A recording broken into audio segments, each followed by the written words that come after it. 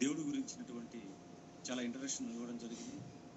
అలాగే మరి దేవుడు ఎవరు అని తెలుసుకోవాలి అంటే ఆయనకున్నటువంటి లక్షణాలను బట్టే దేవుడు ఎవరో ఖచ్చితంగా మనం తెలుసుకోవచ్చు లేదా గుర్తించవచ్చు అని మాట్లాడుకున్నాం. మరి దేవుడు ఎవరు అంటే దేవుడు అనే వ్యక్తికి ఉండవలసిన లక్షణాలలో మొట్టమొదటి లక్షణం రాసుకున్నారు మీరు, ఆయన సృష్టికర్తయే ఉండాలి. దేవుడు అనగా సృష్టికర్త అనేటువంటి పాయింట్ మీరు రాసుకున్నారు గడిచిన వారు. దేవుడు అనగా సృష్టికర్త, సృష్టికర్త అనగా సృష్టిని చేసిన వాడు అని, ఈ జగత్తును నిర్మించిన వాడు అని. దేవుడికి ఉండవలసిన లక్షణాల్లో మొదటి లక్షణం ఆయన సృష్టిని చేసిన వాడే సృష్టికర్తే ఉండాలి అని మనం ఆలోచించాం. దేవుని పిల్లలారా, మరి ఈరోజు ప్రపంచం దేవుళ్ళుగా నమ్ముతున్న వారిలో లేదా ఈ ప్రపంచం సృష్టిని చేసిన వారినే దేవుడుగా నమ్ముతుందా? ఎవరిని పడితే వారిని దేవుడుగా నమ్ముతుందా అంటే దానికి కూడా కొన్ని ఉదాహరణలు మీకు తెలియచేయడం జరిగింది. సృష్టిని చేశాడు ఈయన అని సృష్టిని చేసిన వ్యక్తిని గుర్తించి పూజించడం కాకుండా, అంతర్వేదిలో ఒక పంది గుడి చుట్టూ తిరుగుతుంటే పందిని కూడా పూజించినటువంటి సందర్భాలు గడిచిన వారు మీకు తెలియచేయడం జరిగింది. అలాగే ఎక్కడ పడితే అక్కడ ఎవరిని పడితే వారిని దేవుడిగా ఈ మనుషులు పూజించటం, ఆరాధించటం, నమ్మటం ప్రపంచవ్యాప్తంగా జరుగుతున్నటువంటి సందర్భాలు. మరో విచిత్రం ఏంటంటే సృష్టిని పూజించడం ఒక వింత. ఆలోచించిన దేవుని పిల్లారా, కాబట్టి దేవుడికి ఉండవలసిన మొట్టమొదటి లక్షణాలలో సృష్టికర్త, సృష్టిని చేసిన వాడే ఉండాలి. అక్కడ పాఠాన్ని మనం ఆపుకున్నాం పిల్లారా. మరి ఒక మంచి సందర్భాన్ని బైబిల్ నుంచి మనం ఈరోజు చూద్దాం. అపోస్తుల కార్యాలు 17వ అధ్యాయం. అపోస్తుల కార్యాలు 17వ అధ్యాయం 24వ వచనం నుంచి చూద్దాం.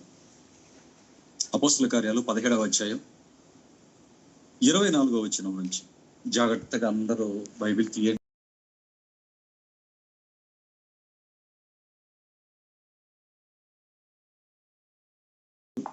17వ అధ్యాయం 24వ వచనం. అంటే దేవుడు అంటే ఎవరో ఇక్కడ చెప్తున్నాడు చూడండి. జగత్తును అందలి సమస్తమును నిర్మించిన దేవుడు తానే ఆకాశమునకును భూమికిని ప్రభువు అయినందున హస్తకృతములైన ఆలయములలో నివసింపడు. దేవుని, ఇది పౌలు గారి ప్రసంగం. ఏథెన్స్లో గ్రీకు ప్రజల మధ్య పౌలు గారు చేసిన ప్రసంగాన్ని లూకా గారు రాస్తున్నారు. విగ్రహారాధన లేదా ఎవరిని పడితే వారిని లక్షణాలు తెలియకుండా దేవుడిగా పూజిస్తున్నటువంటి ప్రజల మధ్య నిలవబడి పౌలు గారు ఒక చక్కని క్లారిటీని ఇస్తున్నాడు. దేవుడు ఎవరో ఒక చక్కని క్లారిటీ ఇచ్చాడండి వారికి. అదే చెప్తున్నాడు చూడండి 24వ వచనంలో. అసలు దేవుడు అంటే ఎవరంటే జగత్తును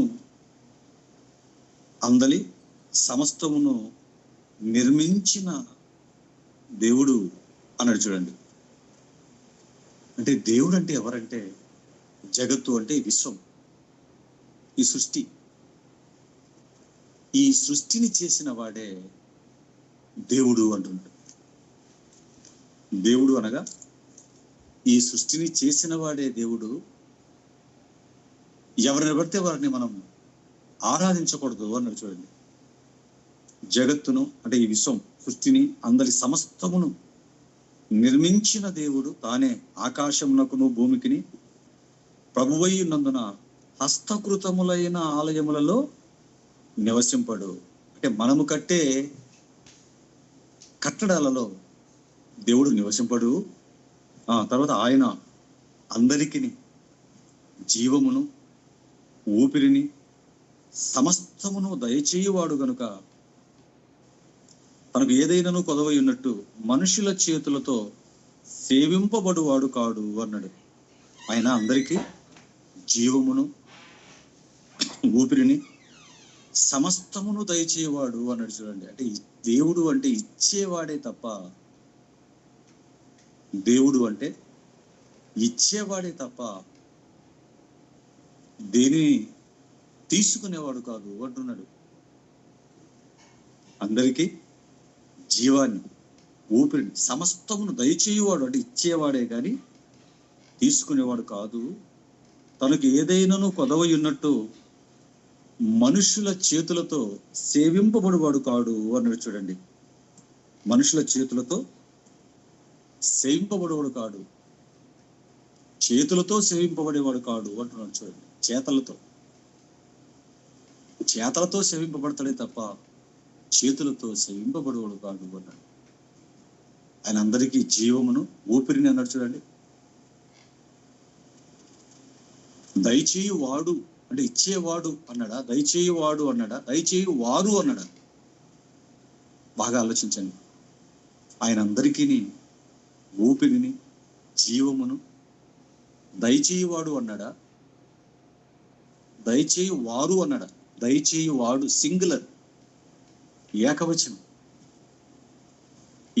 చెప్పాడు. చూడండి, అంటే దేవుడు ఒక్కడే అని చెప్తున్నాడు. దేవుడు ఒక్కడే. ఆ ఒక్కడైన దేవుడే సమస్తాన్ని అనుగ్రహిస్తాడు, ఈ సృష్టిని చేశాడు అన్నాడు. చూడండి, దేవుని పిల్లలారా, ఈ సృష్టిని చేశాడు అన్నాడు. ఈ మాట అనగానే ఇంతకు ఈ సృష్టిని చేసింది అంటే సృష్టికర్తే దేవుడు అని మనకు అర్థమైంది. అంటే ఈ సృష్టిని ఎవరైతే చేశారో వారే దేవుడు అని మనకు అర్థమైంది. సృష్టికర్తే దేవుడు. ఇప్పుడు మరొక ప్రశ్న మనకు వస్తుంది. మరో ప్రశ్న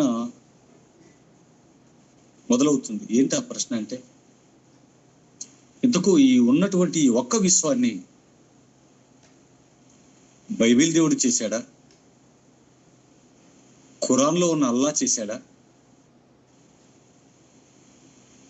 హైందవుల దేవుడు చేశాడా, గ్రీకుల దేవుడు చేశాడా, ఈజిప్టియన్ల దేవుడు చేశాడా, లేక మరొకరు నమ్మినటువంటి దేవుడు చేశాడా? ప్రధానంగా 3 రకాలైనటువంటి గ్రంథాలు ఉన్నాయి. అందులో 1 బైబిల్, 2 ఖురాన్, 3 హైందవుల గ్రంథం భగవద్గీత. మరి ఈ ముగ్గురులో ఎవరి దేవుడు ఈ సృష్టిని చేశాడు అన్నది మరలా ప్రశ్న వస్తుంది మనకి. అది మనకు తెలియాలంటే ఈ సృష్టిని గురించి, ఎందుకంటే ముగ్గురు ఉన్నారు కదా, ఎవరు చేశారో తెలియాలి అంటే, ఎవరు ఈ సృష్టిని చేశారో తెలియాలి అంటే, ఈ సృష్టిని గురించి ఎవరైతే కరెక్ట్గా చెప్పగలరో వారే, లేదా ఆ దేవుడే అసలైన దేవుడు, మిగతా ఇద్దరు డూప్లికేటు అన్న సంగతి మనకు తెలిసిపోతుంది. మరి ఈ సృష్టిని ఎవరు చేశారు అంటే నేను చేశాను అని ఖురాన్లో ఉన్న అల్లా చెప్తున్నాడు. నేనే చేశాను అని భగవద్గీతలో ఉన్నటువంటి వారి దేవుడు చెప్తున్నాడు. ఈ సృష్టిని నేను కలిగించాను అని బైబిల్లో ఉన్నటువంటి తండ్రి అయిన దేవుడు చెప్తున్నాడు. ముగ్గురు చెప్తున్నారు నేను చేశాను సృష్టిని అంటే నేను చేశాను సృష్టిని అని. మరి ముగ్గురు సృష్టికర్తలమని చెప్పుకుంటున్నారు కదా, ఎవరో ఒక్కరే చేశారు ఈ ముగ్గురులో. మరి ఎవరు చేశారు ఈ సృష్టిని అన్నది మనకు తెలియాలి అంటే, ఎవరైతే ఈ సృష్టి గురించి వారు ఇచ్చిన గ్రంథాలలో లేదా వారు ఇచ్చినట్లుగా చెప్పబడుతున్న గ్రంథాలలో సృష్టి గురించి స్పష్టంగా అన్ని విషయాలు తెలియచేస్తారో, ఉన్నది ఉన్నట్లుగా రుజువులతో ఎవరైతే తెలియచేస్తారో వారే అసలు సుసలైన సృష్టికర్త అయినటువంటి సృష్టిని చేసిన దేవుడు అని మనకు ఈజీగా అర్థమైపోతుంది. మరి ఈ ముగ్గురు దేవుళ్ళు రాయించిన గ్రంథాలలో ఒకటి బైబిల్, 2 ఖురాన్, 3 భగవద్గీత. వీటిల్లో ఏ పుస్తకంలో లేదా ఏ గ్రంథంలో ఈ సృష్టి గురించి స్పష్టంగా ఉంది అని మనం జాగ్రత్తగా చూడగలిగితే, ఎందుకంటే చేసిన వాడే దాని గురించి కరెక్ట్గా రాయించగలడు, చెయ్యని వాడు నోటుకు వచ్చినట్లు మాట్లాడతాడు. ఆలోచించండి దేవుని పిల్లలారా, ఇలా మనం బాగా బైబిల్ ఆ గ్రంథాలను చదవగలిగితేనండి బైబిల్లో ఉన్న దేవుడు చెప్పినంత స్పష్టంగా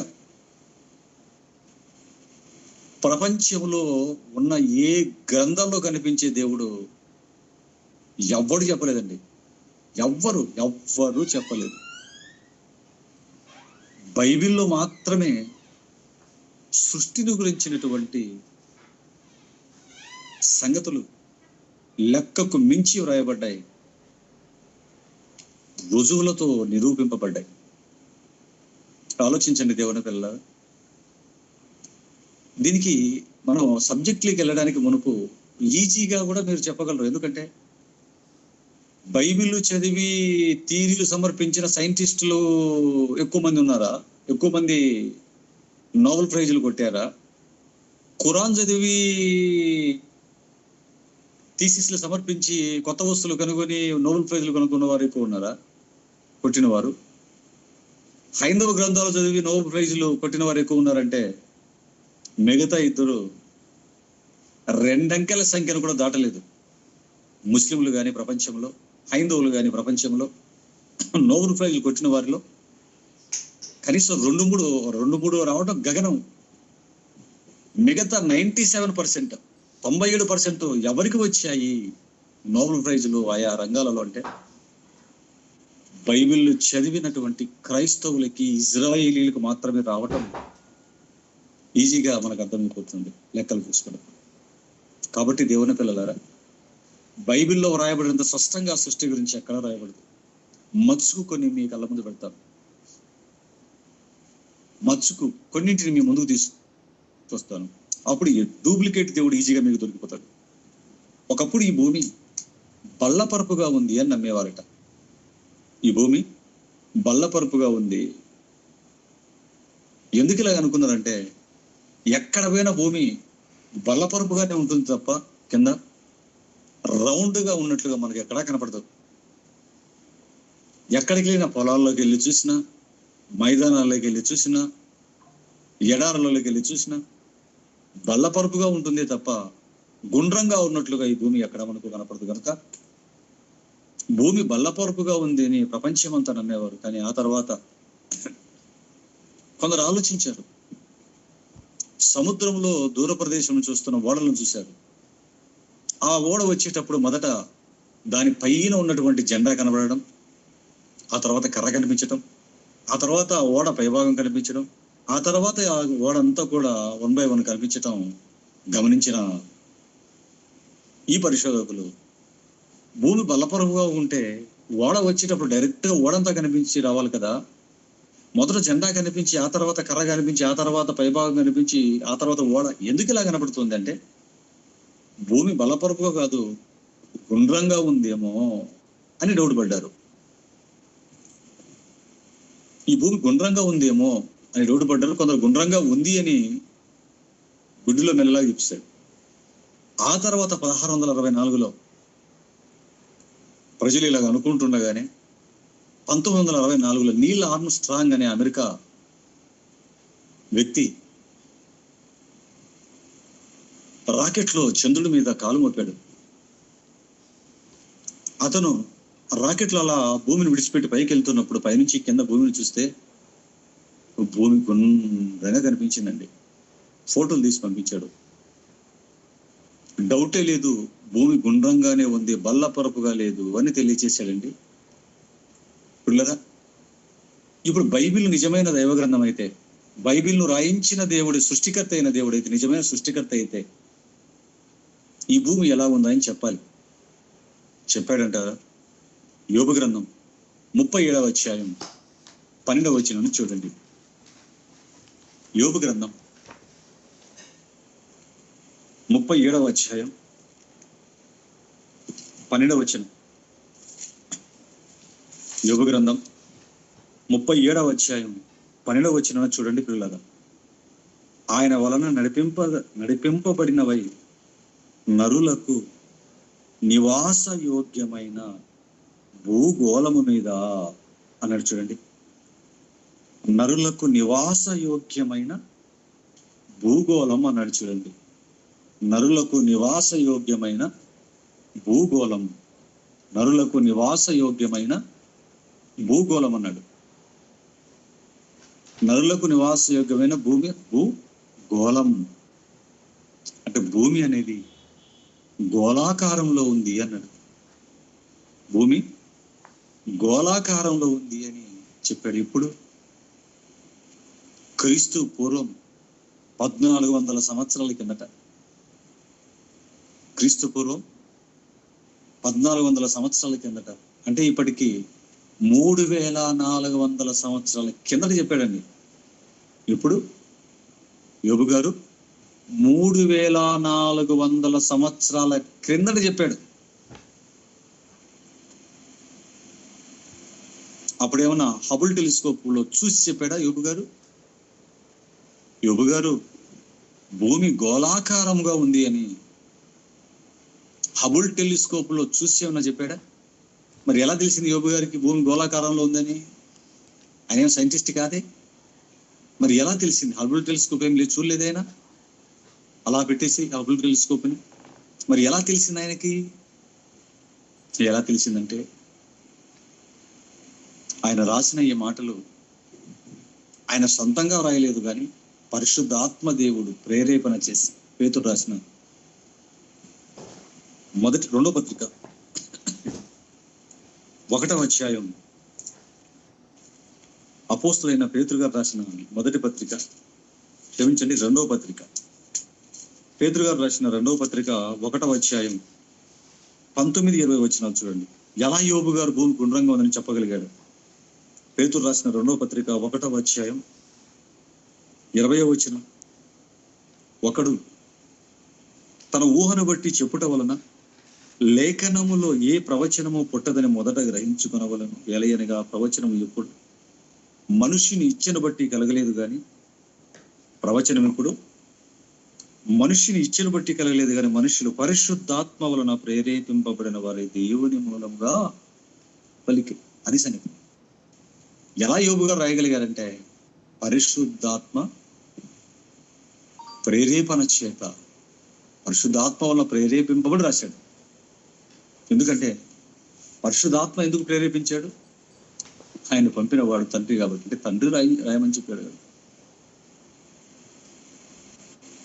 బైబిల్ దేవుడి సృష్టిని చేశాడు గనక, ఆయనే సృష్టికర్త గనక చేసిన వాడు చెప్పాడు రాయండి ఇలా ఉంది భూమి అని. చేసిన వాడికి కదా తెలుస్తుంది ఎలాగుందో, ఏ వస్తువు ఎలాగుందో, అందుకే చెప్పాడు. ఆలోచించిన దేవుని పిల్లలు, ఒక విచిత్రం చెప్పమంటారా మీకు? గ్రీకు దేశం గురించి మనం ఆలోచిస్తే, గ్రీకు దేశస్థులు జ్ఞానానికి ప్రతిరూపంగా ప్రపంచం చేత కొనియాడబడ్డారు. ఈ ప్రపంచంలో జ్ఞానం అనేది గ్రీకు దేశస్థులకే తెలుసు, వారే జ్ఞానవంతులు, వారికి మించిన జ్ఞానవంతులు ప్రపంచంలో ఎక్కడా లేరు అని వారి గురించి ప్రపంచ ప్రజలు కితాబిచ్చారు. ఆ గ్రీకు దేశస్థులు నిజంగా జ్ఞానవంతులు అంటే వారు దేనిని నమ్మేవారంటే, అట్లాస్ అనే రాక్షసుడు తన భుజాల మీద భూమిని మోస్తున్నట్లుగా వారు ఇప్పటికీ నమ్ముతున్నారు చాలా మంది. అట్లాస్ అనే రాక్షసుడు అంటే ఈ భూమి ఎక్కడుంది అంటే, అట్లాస్ అనే రాక్షసుడు భుజం మీద ఉంది, ఆయన మోస్తున్నాడు అని నమ్ముతున్నారు. మీరు యూట్యూబ్లో అట్లాస్ అని కొట్టిన, అట్లాస్ అని రాక్షసుడు అని కొట్టినా అది వచ్చేస్తాడు వాడు, తెలుగులో కొట్టినా కూడా. లేదా మీరు అట్లాస్ సైకిల్ చూసే ఉంటారు, ఇప్పటికీ ఉన్నాయి అట్లాస్ సైకిల్. అట్లాస్ సైకిల్ మీద సింబల్ ఏమేస్తారో తెలుసా? ఒక వ్యక్తి ఇలాగ సగం వంగి భూమి తన భుజస్కంధాల మీద ఒక గుండ్రటి భూమిని మోస్తున్నట్లుగా సింబల్ ఉంటుంది. ఆ సింబల్ ఏంటనుకున్నారు? అట్లాస్ అనే రాక్షసుడు ఆ సింబల్. అదిగో చూడండి, ఓపెన్ చేశారు చూడండి మన పిల్లలు. అలా భుజస్కంధాల మీద ఇంకా ఇంకా సైడ్కి ఇలా ఉంటాడు యూట్యూబ్లో. అదిగో సైడ్కి ఉంటాడు నిలబడినట్లుగా. ఇది కాదు, ఇంకా మోసం, ఇంకా ఇట్లా నిలబడి ఉంటాడు చూడండి. చూడండి, భుజాల మీద పెట్టుకొని మోస్తున్నట్లుగా. అట్లాస్ అని గూగుల్లో కొట్టగానే, యూట్యూబ్లో గూగుల్లో కొట్టగానే వెంటనే ఇవే వచ్చాయి.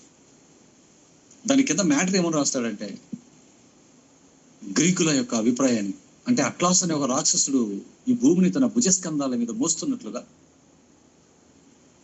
కొన్ని వందల సంవత్సరాలుగా, వేల సంవత్సరాలుగా గ్రీకు దేశస్తులు నమ్ముతున్నారు.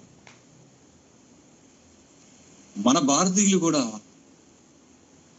ఒకదాన్ని, ఒక సిద్ధాంతాన్ని నమ్ముతున్నారు. ఒక ఆయన పంది అవతారంలో తన కోరల మీద ఈ భూమిని ఎత్తిపట్టి ఉంచినట్లుగా, రాక్షసులు భూమిని కాలితో తరినప్పుడు ఇది వెళ్ళి సముద్రంలో పడిపోతే, ఇది సముద్రంలో పడిపోతే, సముద్రంలో పడిపోయినటువంటి భూమిని ఆ విష్ణువు కూర్మావతారం ఎత్తి తన 2 కోరలతో, కూర్మావతారం అంటే మీరు ఏదనుకుంటారు? పంది అవతారం. పందిని కూర్మం అంటారు సంస్కృతంలో, కూర్మం అంటే తెలుగులో పంది. కూర్మావతారం ఎత్తి పంది అవతారం, పందికి ఇట్లా ఉంటాయి కదా కూరలు, పెద్ద కూరలు బయటకు వచ్చింటాయి అని. నీళ్ళల్లో సముద్రంలో ఓడిపోయిన ఆ భూమిని హిరణ్యకశిపుడు ఎవడో కాలుతో తన్నేస్తే భూమి వెళ్ళిపోయి సముద్రంలో పడిపోతుంది. అప్పుడు 2 కోరలు ఇలా పెట్టి ఆ భూమిని పైకి లేపడం సినిమాల్లో కూడా చూపించాడు, పాత సినిమాల్లో. అంటే కూర్మావతారంలో విష్ణుమూర్తినైనా కూర్మావతారంలో సముద్రంలో పడిన భూమి పైకెత్తి తన కోరల మీద మోస్తున్నట్టు కదా ఓపెన్ చేశారు చూడండి. తన కోరల మీద మోస్తున్నట్లుగా ఆ వెనకాల సముద్రం నీళ్ళు ఉన్నాయి చూడండి. ఒక విచిత్రం చెప్పమంటారా? ఒక విచిత్రం. అసలు భూమి వెళ్ళి సముద్రంలో పడడం ఏంటి? వాడు పిచ్చి కాకపోతే, రాసినోడు మెంటల్ కేసు కాకపోతే, వాడు ఎంత పిచ్చోడో, ఎంత దగురుబాచినో చూడండి మీరు. వాడు వీళ్ళు భూమిని తంతే భూమి వెళ్ళి నీళ్ళలో సముద్రంలో పడిందా? సముద్రంలో ఉంటే దేవుడు కూర్మావతారం మీద దాని పైకి లేపాడు ఆ కూరలతో. ఎవరయ్యా నీకు చెప్పింది? అసలు సముద్రం ఎక్కడుందా నాయనా? సముద్రం భూమి మీద ఉందా, భూమి బయట ఉందా? అడిగేవాడు ఎవడు లేడులే అని చెప్పి, చెప్పేవాడికి వినేవాడు లోకు అని ప్రపంచమంతా గొర్రెలు అవుతారు అనుకున్నారు. ఏదో ఒక రోజు సత్యం బయటపడుతుంది, మొత్తం సర్వనాశనం అయిపోయి మేమన్న సంగతి గ్రహించలేకపోయారు వాళ్ళు. అడిగేవాడు లేడు కదండి బ్రాహ్మిన్స్ ని. భూమి సముద్రంలో పడుతుందా? భూమి మీదే సముద్రం ఉంది. భూమి పెద్దదా సముద్రం పెద్దదా అంటే సముద్రం కంటే భూమి పెద్దది. 3 వంతులే ఉంది భూమి మీద సముద్రం. ఒక వంతు భూమి ఉంది. ఆరిన నేల ఉంది ఒక వంతు, 3 వంతులు నీళ్లు ఉన్నాయి భూమి మీద. ఆల్రెడీ భూమి మీద సముద్రం ఉంటే భూమి వెళ్ళి మళ్ళీ సముద్రంలో పడడం ఏంటి? తిక్కగాలు కాకపోతే వీళ్ళు రాసిన రచనలు ఎంత అజ్ఞానంగా రాశారో చూడండి పిల్లరా. ఆలోచించేవాడు లేడు పిల్లరా. ఒక దేశం ఒక అట్లాస్ అనే రాక్షసులు మోస్తున్నాడని వాళ్ళు రాసుకున్నారు. సముద్రంలో పడిపోతే కోరల మీద పైకెత్తాడని మన భారతీయులు రాసుకున్నారు గ్రంథాలలో. దేవుడు రాయించిన గ్రంథాలు అని వారు చెప్పుకున్నారు, వీరు చెప్తున్నారు. ఖురాన్లో అయితే భూమి ఎక్కడుంది అసలు దాని ప్రస్తావన ఉండదు. ఇక ఏమండి ఆలోచించండి దేవుని పిల్లలారా. మరి అసలు ఈ భూమి ఎక్కడుంది? చూద్దామా? గ్రీకు పురాణాలలో అలా రాశారు, హైందవ పురాణాలలో ఇలా రాశారు. ముస్లిమ్స్ టచ్ చేయకుండా ఖురాన్ను వదిలేశారు. ఖురాన్లో లేదు అసలు. ఖురాన్ అల్లా ఏం చెప్పలేదు, సైలెంట్, గప్చిప్ అయిపోయాడు అల్లా. మరి బైబిల్ దేవుడు ఈయనను కూడా మనం చూద్దాం. ఈయన నిజమైన దేవుడేనా? ఈయనకు ఉన్నాయా నిజమైన దైవ లక్షణాలు బైబిల్లో ఉన్న దేవుడికి? ఈయన నిజమైన సృష్టికర్తేనా? ఈయన నిజమైన సృష్టికర్త అయితే ఇప్పుడు ఈ భూమి ఎక్కడుందో కరెక్ట్గా చెప్పాలి. ఈయన బైబిల్ దేవుడు నిజమైనటువంటి పరిశుద్ధుడైన దేవుడైతే ఇప్పుడు భూమి ఎక్కడుందో చెప్పాలి. ఈయన చెప్పాడా లేదా బైబిల్లో? బైబిల్ అనేది చిన్న పుస్తకం కాదండి. ఒకసారి చూడండి, యోబు గ్రంథం చెప్పాడు లేదు చూడండి, 26వ అధ్యాయం 7వ వచనం చూడండి. కళ్ళు బైర్లు గమ్ముతాయండి. యోబు గ్రంథం 26వ అధ్యాయం 7వ వచనం. యోబు గ్రంథం 26వ అధ్యాయం 7వ వచనం. శూన్య మండలము పైని ఉత్తర దిక్కులను ఆకాశ విశాలమును ఆయన పరచెను. శూన్యము పైని భూమిని వ్రేలాడదీశను. ఎవరు? సర్వోన్నతుడైన దేవుడు. ఎంత చక్కగా ఉంది నిజంగా. ఆ పదం చదువుతూనే చదవాలనిపి. శూన్యము పైన భూమిని వ్రేలాడదీశను. శూన్యము పైన భూమిని వ్రేలాడదీశను. బైబిల్లో ఇది ఉంది. గ్రీకు పురాణంలో రాక్షసులు మోస్తున్నాడు అట్లాస్ అనేవాడు. హైందవ పురాణాలలో కూర్మావతారంలో కొర్రల మీద మోస్తున్నాడు ఇక్కడ ఒక దేవుడు. బైబిల్ దేవుడు ఏమన్నాడంటే, భూమి శూన్యము పైన నేను వ్రేలాడదీశాను అని చెప్పాడు. ఈ మూడిట్లో ఒకటే కరెక్ట్ ఉంటుంది ఖచ్చితం. అది సైన్స్ నిరూపిస్తుంది. మరి శాస్త్రం అభివృద్ధి చెందిన తర్వాత, అంతరిక్షంలోకి వెళ్ళిపోయిన తర్వాత ఈ భూమిని ఫోటో తీసి భూమి చుట్టూ రాకెట్లో తిరిగారు. ఈ భూమి ఎక్కడుందయ్యా అని సైంటిస్టులు చెప్తున్నారంటే ఇప్పుడు ఉన్నదాన్ని ఉన్నట్టుగా ఏ ఆధారం లేకుండా శూన్యంలో భూమి వ్రేలాడుతూ ఉంది అని వాళ్ళు ప్రాక్టికల్ గా రుజువు చేశారంటే పుర్లారా చూసారా? అంటే ఇప్పుడు గ్రీకు పురాణంలో అట్లాస్ అని రాక్షసం వేయటం శుద్ధ తప్పది, అబద్ధం, అది పుక్కిటి పురాణం. అది ఇక్కడ చెప్పినట్లుగా కూర్మావతారంలో పొరల మీద మోయటం, భూమి వెళ్ళి సముద్రంలో పడటం, ఇంకా అసలుగా మనకు సింపుల్ గా మనం సైంటిస్టులుగా సింపుల్ గా ఆలోచిస్తేనే భూమి ఏంటి సముద్రంలో పడడం ఏంటి? మరి గొర్రె తలకాయ వాడ భూమి వెళ్ళి సముద్రంలో పడటం ఏంటిరా నాయన? సముద్రం వచ్చి భూమి మీద పడుతున్నట్టు ఒక అర్థం ఉంది, కానీ భూమి వెళ్ళి సముద్రంలో పడటం ఏంటిది? పిచ్చి ప్రశ్న, పిచ్చి మాటలు ఆలోచించండి దేవుని పిల్లల. చిటికెల మీద వేళ్ల మీద పట్ట పట్ట పట్ట పట్ట లేపేయచ్చు చూడండి సైంటిఫిక్ గా. అందుకే సృష్టిని చేసిన వాడు ఒక్కడే ఉంటాడు. ఆ ఒక్కడే ఎవరంటే ఇదిగో బైబిల్ దేవుడు చెప్తున్నాడు, ఎక్కడుందయ్యా ఈ భూమి అని ప్రపంచ దేవుళ్ళందరినీ అడిగితే ఒక్కొక్కడు చెప్పాడు. ఇదిగో బైబిల్ దేవుడు చెప్తున్నాడు. హబుల్ టీస్లో అండి ఈ మాట ఎప్పుడు రాయబడింది? యోబు గ్రంథం 26వ 7వ వచనం. 3400 సంవత్సరాల కిందట. అప్పటికి హబుల్ టెలిస్కోప్ లేదు. యోబు గారు ఈ మాట రాసేటప్పటికి హబుల్ టెలిస్కోప్ లేదు. నీల్ ఆర్మ్స్ట్రాంగ్ లాగా రాకెట్ లోంచి హబుల్ టెలిస్కోప్ లో చూడలేదు భూమిని. అప్పటికి 64లో కదా, 1964లో కదా ఆయన చూశాడు. మరి ఈయన ఎలా చెప్పగలిగాడు 3400 సంవత్సరాల కిందట? ఎలా చెప్పగలిగారంటే వ్రాయించిన వాడు దేవుడు గనక, సృష్టికైన దేవుడు వ్రాయిస్తున్నాడు గనక పరిశుద్ధాత్మ ప్రేరణతో యోబు గారు రాశారు. ఆయన చూడలేదు యోబు గారు కూడా, కానీ పరిశుద్ధాత్మలో ప్రేరణ ఇవ్వగానే రాశాడు. తాను రాసిన చదివి అప్పుడు ఆయన నమ్మాడు, మా బాబు ఈ భూమి శూన్య మండలం మీద ఉన్నా. ఎప్పుడు? క్రీస్తు పూర్వం 3400 సంవత్సరాల సైన్స్ అనే పదం పుట్టక మునుపు, సైంటిస్ట్కు బొడ్డు ఊడక మునిపే ఎప్పుడో దేవుడు చెప్పాడు చూడండి దేవుని పిల్లల. అలా చెప్పబడింది నిజమైన దైవ గ్రంథం. ఆ గ్రంథాన్ని వ్రాయించిన ఆయనే నిజమైనటువంటి దేవుడు. ఆలోచించండి పిల్లలారా, ఆలోచించండి. ఒక పుస్తకంలో, దైవ గ్రంథం అనే పుస్తకంలో ఏదైనా రాస్తే అది సైన్స్ నిరూపిస్తుంది తప్ప దాని కాదు అనే సామర్థ్యం సైన్స్కి లేదు. దేవుని పిల్లలారా, ఇలా ఒకటి కాదు, రెండు కాదు, కుప్పలు చెప్పగలమండి. 1, 2 కాదు పిల్లరా. బైబిల్ చదువుతూ ఉంటే దిమ్మ తిరిగిపోతుందండి. ఆర్యభట్ట అనే ఒక ఆయన పుట్టాడు ఇండియాలో. ఆర్యభట్ట పాటలీపుత్రంలో పుట్టాడు. ఆర్యభట్ట ఈ ఆర్యభట్టు ఏం చేశాడో తెలుసా అండి? ఆర్యభట్టు అయినా పుట్టి నక్షత్రాలు కదలవు అన్నాడు. నక్షత్రాలు అనేవి కదలవండి, అవి స్థిరంగా ఉంటాయి. భూమి తిరగటం వల్ల తిరుగుతున్న భూమిపై ఉన్న మనకి కదిలినట్టుగా కనపడతాయి అన్నాడు. ఎలాగయ్యా నువ్వు చెప్తా ఉంటే, రండి అని తీసుకెళ్ళిపోయి ఒక ఓడను పడవలో కూర్చొని నదిలో ముందు వెళ్ళిపోతున్నాడు. పడవ మీద కూర్చొని అందరిని తీసుకెళ్ళిపోతున్నాడు ముందుకి. అలా ముందుకు పడవ మీద వెళ్ళిపోతూ ప్రయాణం చేస్తున్నప్పుడు ఆ ఒడ్డున ఉన్న చెట్లు ఎలా కనబడుతున్నాయి మీకు అన్నాడు. వెనక్కి వెళ్ళిపోయినట్లు కనబడతాయి కదండి. బస్సులో పోతున్నా కూడా ఆ చెట్లు రోడ్డు పక్కన ఉన్నవన్నీ వెనక్కి వెనక్కి వెళ్ళిపోతున్నట్టు కనబడుతుంటాయి మనకు. వాస్తవానికి వెనక్కి అవి వెళ్ళిపోతున్నాయా, ముందుకు మనం వెళ్తున్నామా బస్సులో కూర్చొని? కాబట్టి కదులుతున్న పడవ మీద కూర్చున్న మనకి ఒడ్డునున్న చెట్లన్నీ కూడా వెనక్కి వెళ్ళిపోతున్నట్లుగా కదులుతున్నట్లుగా కనబడుతున్నాయి. వాస్తవానికి కదులుతున్నది మనం కూర్చున్న పడవ, ఆ చెట్లు అన్నాడు. పడవే. కాబట్టి మనం ఉన్న భూమి తిరగటం వల్ల నక్షత్రాలు తిరుగుతున్నట్లు కనిపిస్తున్నాయని. కానీ అందరూ క్లాప్స్ కొట్టి, అబ్బా ఏం చెప్పాడండి ఎడ్మండ్ హేలీ అన్నారు. ఏమండి? కానీ ఆ తర్వాత క్షమించండి, ఏం చెప్పాడండి? ఆర్యభట్ట అన్నారు. నేను ఎడ్మండ్ హేలీ అన్నాను. క్షమించండి, ఆర్యభట్ట. ఏం చెప్పాడండి ఆర్యభట్ట భారతదేశంలో అన్నారు. కానీ ఆ తర్వాత ఎడ్మండ్ హేలీ అనే ఒక ఆయన పుట్టాడండి 17వ శతాబ్దంలో.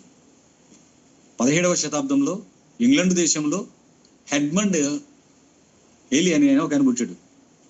Edmund Haley.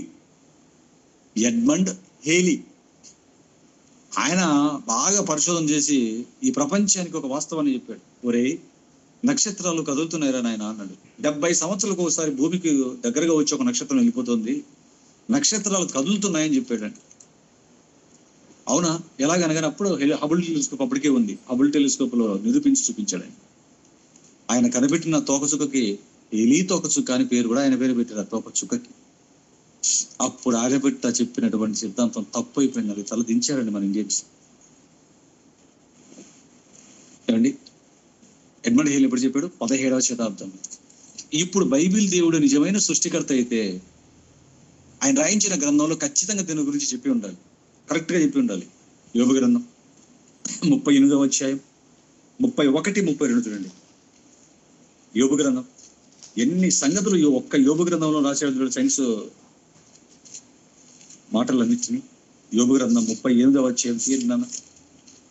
యోబు గ్రంథం 38వ అధ్యాయం, యోబు గ్రంథం 38వ అధ్యాయం 31, 32 చూడండి. కృత్తిక నక్షత్రంలో నీవు బంధింపగలవా? మృగ శీర్షికకు కట్లు విప్పగలవా? వాటి కాలములలో నక్షత్ర రాశులను వచ్చినట్లుగా చేయగలవా? సప్తర్షి నక్షత్రంలోను వాటిని ఉపనక్షత్రంలోను నీవు నడిపింపగలవా? బా, చూసారా? సప్తర్షి అంటే నక్షత్రమే కాదురా, నక్షత్ర రాసులు మండలాలు తిరుగుతున్నాయి అన్నాడు. అంతెందుకు, యేసుక్రీస్తు వారు పుట్టినప్పుడు కూడా ఏమని రాశాడు? ఆ చుక్క వారికి ముందుగా తోవ చూపగా జ్ఞానులు ఆ చుక్క చూపిన తోవను బట్టి వచ్చినట్లుగా బైబిల్ గ్రంథంలో రాయబడుతుంది. క్రీస్తు వారి జన్మ కార్యక్రమంలో ఆయన పుట్టినప్పుడు. ఏమండి? చూసారా? నక్షత్రాలు కదులుతున్నాయి. క్రీస్తు ప్రభువుల వారు పుట్టినప్పుడు నక్షత్రం తోవ చూపినట్లుగా మనం చూడగలం. పిల్లారా, అంటే ఎప్పుడు చెప్పాడు నక్షత్రాలు కదులుతున్నాయని? క్రీస్తు పూర్వమే అండి, 1400 సంవత్సరాల కిందట. అంటే ఇప్పటికి 3400 సంవత్సరాల కిందట. హేలీ ఎప్పుడు చెప్పాడు? 17వ శతాబ్దంలో. ఉన్న కదండి, 250 సంవత్సరాల కింద చెప్పాడు. ఆలోచించిన దేవుని పిల్ల. దట్ ఈస్ బైబిల్ అండి. అంతేకాదండి, రాబర్ట్ బాయిల్ అనే ఒక వ్యక్తి ఉన్నాడు. Robert boil. ఈ రాబర్ట్ బాయిల్ అనే వ్యక్తి గాలికి బరువు ఉంది అని 1662లో, ఎప్పుడు 17వ శతాబ్దం, ఇది కూడా 17వ శతాబ్దంలో, అంటే 1662లో రాబర్ట్ బాయిల్ పేరేం పేరు? Robert boil, Christian. ఈ రాబర్ట్ బాయిల్ అనే వ్యక్తి గాలికి బరువు ఉంది అని చెప్పాడండి. వండర్ అయిపోయారండి ప్రపంచం అంతా. అమ్మ బాబోయ్, గాలికి బరువు ఉందా? గాలే కనిపించదు, కనిపించని గాలి ఉంది, ఆ గాలికి బరువు కూడా ఉంది రా నిరూపించాడు రా నాయన. ఇతను ఎంత గొప్ప శాస్త్రవేత్త రా నాయన అన్నారు. మరి బైబిల్ దేవుడే సృష్టికర్త అయినటువంటి దేవుడైతే దీని గురించి కూడా మహానుభావుడు చెప్పి ఉండాలి. చెప్పాడంటారా? యోబు గ్రంథం 28వ అధ్యాయం తీయండి. యోబు గ్రంథం 28వ అధ్యాయం, యోబు గ్రంథం 28వ అధ్యాయం 25వ వచనాలు చూడండి, యోబు గ్రంథం 28-25. గాలికి ఇంత బరువు ఉండవలనని ఆయన నియమించినప్పుడు, గాలికి ఇంత బరువు ఉండవలనని ఆయన నియమించినప్పుడు, ఎడ్మండ్ హేలీ గాలికి బరువు ఉందని మాత్రం చెప్పి ఆగిపోయాడు. ఎలా చెప్పగలిగాడు? బైబిల్ ఉంది కాబట్టి చదివి ప్రాక్టీస్ చేశాడు ల్యాబ్లోకి వెళ్ళి. దేవుడు బైబిల్ ఏం చెప్తుంది? గాలికి బరువు ఉందని, దాన్ని నియమించిన వాడు కూడా ఒకడు ఉన్నాడని, ఆయనే నిజమైన దేవుడు అయిన సృష్టికర్త అయిన దేవుడు అని చదివిస్తాం. గాలి బరువు ఎంత? గాలి బరువు ఎంత అంటే, గాలి వెయిట్ ఎంత? బరువు 50 × 1,00,000 × 1,00,000 ఈజ్ ఈక్వల్ టు, వేసుకోండి ఇంకా, 50 × 1,00,000 × 1,00,000 ఈజ్ ఈక్వల్ టు ఎంత వస్తుందో అంతే గాలి బరువు. 50 × 1,00,000 మరలో ఒక ఇంటేసి 1,00,000 వేయండి, 2 సార్లు దాన్ని హెచ్చించడం ఎంత వస్తుందో అదే గాలి యొక్క బరువు. అదే చెప్పాడు రాబర్ట్ బాయిల్ అనేవాడు. దేవుడు ఎప్పుడో రాయించాడు చూడండి పిల్లలు, దేవుడు బైబిల్ గ్రంథం. ఎంత ఖచ్చితంగా ఎలా చెప్పగలిగాడు బైబిల్ దేవుడు అంటే? చేసిన వాడు ఆయనే కాబట్టి. మరి ఏ గ్రంథంలో లేదు గాలికి బరువు ఉందని? ఏ గ్రంథంలో లేదు భూమి శూన్యంలో వేలాడుతోందని? ఏ గ్రంథంలో లేదు నక్షత్రాలు కదులుతున్నాయి, నక్షత్ర మండలాలు సైతం ప్రయాణిస్తున్నాయి అని చెప్పేసి ఏ గ్రంథం లేదు? బైబిల్లో మాత్రం ఎందుకుందంటే బైబిల్ను వ్రాయించిన దేవుడే, బైబిల్లో ఉన్న దేవుడే, సృష్టికర్త అయిన దేవుడు కనుక ఇవన్నీ కూడా బైబిల్లో వ్రాయించాడు. నిజంగా బైబిల్ ఎంత వండర్ఫుల్ బుక్ చెప్పండి. ఏమండి, ఒక మంచి ఎగ్జాంపుల్ చెప్తారు, ఆలోచించండి. ఇప్పుడు మీరందరూ కూడా మొబైల్స్ వాడుతున్నారు, అందరూ ఒకే కంపెనీ వాడరు. ఒకడేమో శాంసంగ్ వాడతాడు, మరొక వ్యక్తి ఒప్పో వాడతాడు, ఇంకొక ఆయన వివో వాడతాడు, ఇంకొక ఆయన చైనా పీస్ ఏదో వాడతాడు. ఏమండి, ఈ శాంసంగ్ వాడు తయారు చేసిన ఫోన్ని వివో వాడి దగ్గర తీసుకెళ్ళామనుకోండి, ఏమండి ఇదే పని చేయట్లేదు చూడండి తీసుకెళ్ళామనుకోండి, ఈ షోరూమ్ ఇక్కడే కాదండి అక్కడ ఉంది అక్కడికి వెళ్ళండి అంటాడు. లేదంటే కొంచెం దూరము, మీరే నాకు దగ్గరగా ఉన్నారు, మీరే దీన్ని రిపేర్ చేయండి అని అనుకోండి, సారీ సార్ ఇది మేము చేయలేమండి, దీని గురించి మాకు తెలియదు అంటాడు. మీరు మొబైలే తయారు చేస్తున్నారు, అవును మా మొబైల్ వేరు. ఎందుకు శాంసంగ్ ఫోన్ రిపేర్ వస్తే ఒప్పో వాడు మరొకడు ఎందుకు చేయలేడంటే, వాడు చేసినటువంటి విధానం వాడికి తెలుసు, కనెక్షన్ దాంట్లో ఎలాగ ఎక్కడెక్కడ ఇచ్చాడు, వీడు చేయలేడు. ఒప్పో వాడు ఫోన్ శాంసంగ్ కూడా చేయలేడు, వివో వాడి ఫోన్ మిగతా వాళ్ళు ఇద్దరు చేయలేరు. ఏ కంపెనీ వాడే ఆ ఫోనే వాడు చూస్తున్నాడు. అందుకే వాడికి సంబంధించిన అవుట్లెట్లు ప్రతి సిటీలో పెడతాడు వాడు, ఆ కంపెనీకి సంబంధించినవి. ఎందుకు ఆ కంపెనీ ఏ పెట్టుకుంటాడో దాన్ని వాడే రిపేర్ చేయగలడు, వేరే వాడు చేయలేడు కనుక. వాడు తయారు చేశాడు కాబట్టి దాని షర్కుట్లన్నీ ఎక్కడ ఉన్నాయో వాడికి తెలుస్తుంది, ఏ లింక్ ఎక్కడ ఇచ్చాడో, ఎక్కడ వాడు దానికి లింకప్ చేసుకున్నాడో వానికి తెలుస్తుంది కాబట్టి టకరకరగా చేయగలుగుతాడు. దేవుని పిల్లలారా, అలాగే సృష్టిని గురించి ఎవరు సరిగ్గా చెప్పలేకపోతున్నారు, బైబిల్లో ఉన్నటువంటి దేవుడే కరెక్ట్ గా చెప్పగలుగుతున్నాడు. అంటే కారణం ఏంటి తెలుసా? ఈ సృష్టిని తయారు చేసిన వాడు బైబిల్లో ఉన్న దేవుడు కనుక. అందుకే ఆయనే టక టక టక టక ఎన్నో విషయాలు చెప్తున్నాడు. చూడండి, ఈ ప్రపంచం గురించి ఎన్నో సంగతులు చెప్పాడు. చాలా సబ్జెక్టు మాట్లాడగలుగుతాను, ఇక్కడ చాలా చెప్పగలుగుతాను. ఈ సబ్జెక్ట్ చాలా విస్తృతంగా ఉంటుంది సబ్జెక్టు, కానీ మనకు టైం సరిపోతుంది పిల్లరా. అందుకే ముందుకెళ్ళిపోతున్నాను, టైం సరిపోతుంది. నేను కంప్లీట్ చేయాల్సిన ఈ మాటలు చాలా ఉన్నాయి. ఓకేనా? మొట్టమొదటి దేవుడు ఎవరు అంటే ఆయనకు ఉండవలసిన లక్షణం ఏంటి? దేవుడు అనే వ్యక్తికి మొట్టమొదటిగా ఉండవలసిన లక్షణం ఏంటో తెలుసండి? ఆయన సృష్టికర్త అయ్యే ఉండాలి, సృష్టిని చేసిన వాడే ఉండాలి. ఆ సృష్టిని చేసిన ఆయన తానిచ్చిన గ్రంథంలో ఈ సృష్టి గురించి సంగతులన్నీ కూడా చక్కగా వ్రాయించి ఉండాలి. అంతేగా నేను సృష్టి చేశాను ఎవడు పడితే వాడు చెప్తే ఆ వ్యక్తిని మనం నమ్మడానికి లేదు. నువ్వు చేసావా? అయితే సృష్టి గురించి మాకు సంగతులు చెప్పు, నువ్వు రాయించిన గ్రంథంలో అనగానే ఆ గ్రంథాలు తేలిపోతున్నాయి అనుకోండి, అంటే అతను దేవుడు కాదు అని. అది మనుషులు రాశారు పుస్తకము అని. మనుషులు ఒక వ్యక్తిని దేవుడుగా నిరూపించడానికి వాడికంతటి వాడేవాడు ఊహలతో చేసుకున్నాడు. గ్రీకులు అలాగే దేవులను ఊహలతో చేసుకున్నారు, ఈజిప్షియన్స్ అలాగే చేసుకున్నారు, భారతీయులు కూడా అలాగే చేసుకున్నారు. దేవుని పిల్లలారా, ఈ మాటలు చెప్తే వాళ్ళు వింటారా? అసలు వినేంత ఓపిక వాళ్ళకుందా? అందుకే విడిచిపెట్టేయండి వారిని. కనీసం ఉన్న మనమైన వాస్తవాలను తెలుసుకున్నాం కాబట్టి దేవుడు ఎవరని కానీ మొట్టమొదటి అంటే దేవుడు అనే వ్యక్తికి ఉండవలసిన మొట్టమొదటి లక్షణం, అతను సృష్టిలో భాగమై ఉండకూడదు. సృష్టిలో భాగమై ఉండకూడదు. అతనే సృష్టిని చేసిన వాడే సృష్టికర్త అయ్యే ఉండాలి. అంటే దేవుడు ఎవరు అంటే ఆయనకు ఉండవలసిన మొట్టమొదటి లక్షణం సృష్టికర్త అయ్యే ఉండాలి. నెంబర్ 2, దేవుడు ఎవరు అంటే దేవుడికి ఉండవలసిన లక్షణాలలో రెండవ అతి ప్రాముఖ్యమైన లక్షణం చూడండి. రెండవ అతి ప్రాముఖ్యమైన లక్షణం భవిష్యత్తు చెప్పగలిగిన వాడై ఉండాలి. దేవుడు ఎవరంటే ఆయనకు ఉండవలసిన లక్షణాలలో రెండవ లక్షణం భవిష్యత్తు చెప్పగలిగిన వాడై ఉండాలి. భవిష్యత్తు చెప్పగలిగిన వాడై ఉండాలి అంటే దేవుడికి ఉండవలసిన ప్రాముఖ్యమైన లక్షణాలలో రెండవ లక్షణం ఆయన భవిష్యత్తు చెప్పగలగాలి.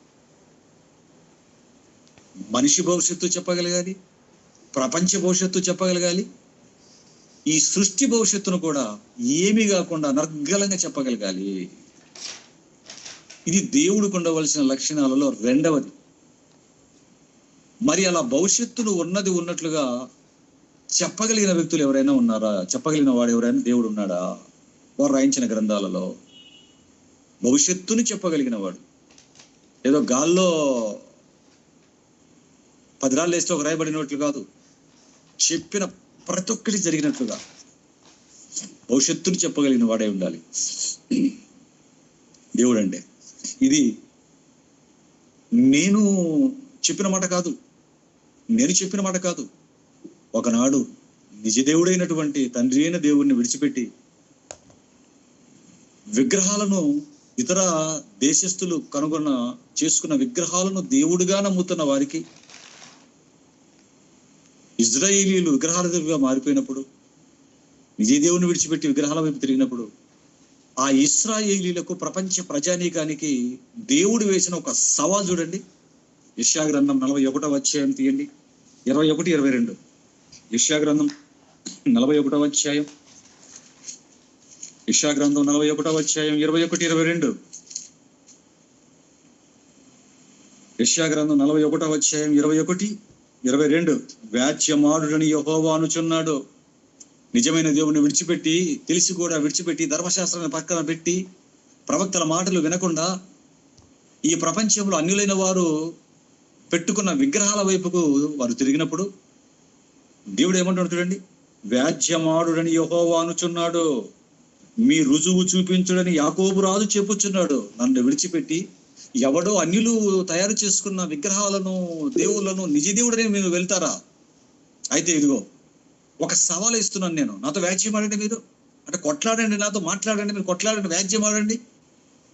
ఏమైనా వ్యాజ్యం ఆడాలి? రుజువు చూపించడం యాకోబు రాజు చెప్పుచున్నాడు. మీరు నమ్మిన దేవుడే ఫలానా దేవుడు, నిజమైన దేవుడిని మీరు వెళ్ళారు కదా నన్ను విడిచిపెట్టి. మీరు నమ్మిన దేవుడే, మీరు అనుకుంటున్న దేవుడే నిజమైన దేవుడైతే రుజువు చూపించండి నాకు అన్నాడు. సవాల్ ఇది. దేవుడు ఒకనాడు ఇశ్రాయేలుతో వేస్తున్న సవాల్ ప్రవక్త ద్వారా. రుజువు చూపించడని యాకోబు రాజు చెప్పుచున్నాడు. రుజువు చూపించన్నారా? మీరు నమ్మిన దేవుడికి అన్నాడు. ఏంటి ఆ రుజువు? మీరు నమ్మిన వాడే దేవుడైతే రుజువు చూపించండి. ఏం చూపించాలో తెలుసారా మీరు? రుజువు ఇశ్రాయేలులారా, బుద్ధిహీనులారా, మీరు నమ్మిన బొమ్మలే నిజమైన దేవుడైతే ఒక రుజువు చూపించాలి నాకు. ఏంటా రుజువు? ఏంటంటే జరగబోవు వాటిని విషదపరచి మా ఎదుట తెలియజెప్పుడే అన్నాడు చూడండి. జరగబోవు వాటిని అంటే జరగబోయేది ఫ్యూచర్, భవిష్యత్తు. మీరు నమ్మిన దేవుడైతే వాణ్ణి భవిష్యత్తు చెప్పమన్నారా? మీరు ఏ పుస్తకంలో రాయించాడు వాడు? ఎవడు రాయించాడు ప్రపంచంలో? నేను తప్ప. ఒకవేళ ఎవడైనా భవిష్యత్తు చెప్పగలిగిన వాడు, ఎవడైనా మునగాడు ఉంటే నాకు చూపించండి అంటున్నాడు. అదేంటున్నాడు చూడండి. జరగబోవు వాటిని అంటే ఫ్యూచర్, జరగబోవు వాటిని విషదపరచి అంటే క్లియర్ గా చెప్పాలి. విషదపరచి మా ఎదుట తెలియజెప్పుడి.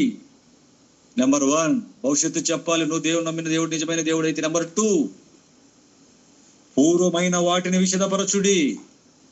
పూర్వమైన వాటిని అంటే పాస్ట్ టెన్స్. పూర్వమైన వాటిని అంటే పాస్ట్ టెన్స్ అండి. జరిగిపోయిన వాటిని.